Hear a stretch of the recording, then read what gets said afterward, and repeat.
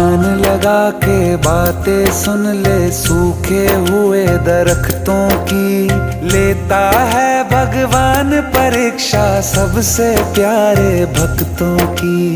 एक प्रश्न है गहरा जिसकी हरि को थाह लगानी है। तेरी श्रद्धा सोना है या बस सोने का पानी है।